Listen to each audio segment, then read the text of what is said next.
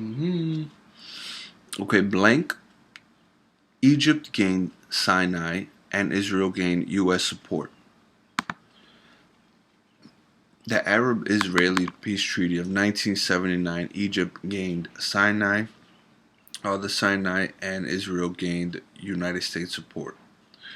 Okay, so this is the first time where there has been an attempt to form some type of truce here, right? So we have Egypt, right, that kind of began the War of 1973 on October 6th, 1973, right?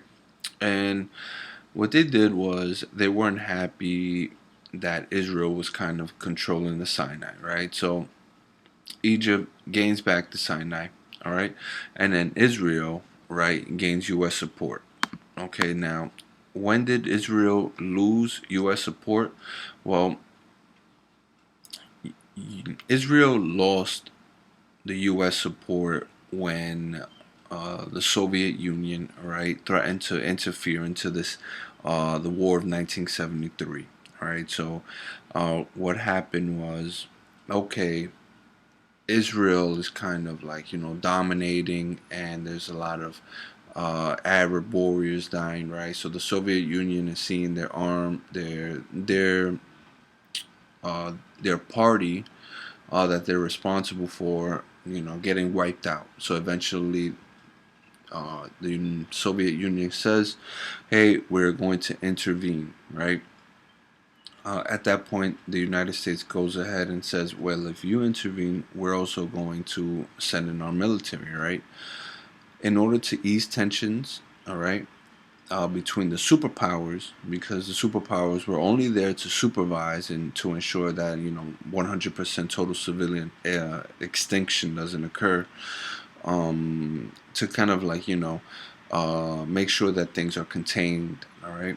Now let's move forward on here, right? So now we have Russia, threatening to provide military aid, and then you also have the United States threatening to support Israel if Russia gets involved, right? Or the Soviet Union, to be more specific, the Soviet Union.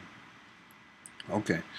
So in order to ease the tensions from the superpowers, they came to a truce, right? The superpowers did, the Soviet Union and the United States, right? They said, okay, the United States will stop funding Israel, right? And the superpower, the Soviet Union, will not send military aid, right?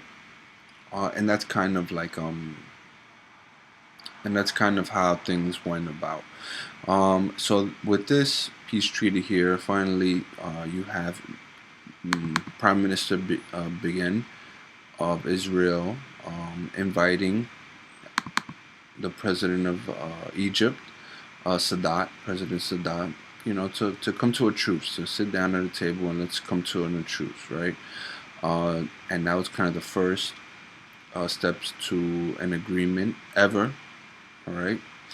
And it's also a great step in foreign policy making and the acceptance of the existence of Israel, right? So this is kind of like we're heading in the right path, right? We're trying to defuse another world war, right? So the Arab-Israeli peace treaty of 1979, right? Egypt goes ahead and they gain control of the Sinai that they lost back in the Six-Day War, and then Israel gains U.S. support again, all right?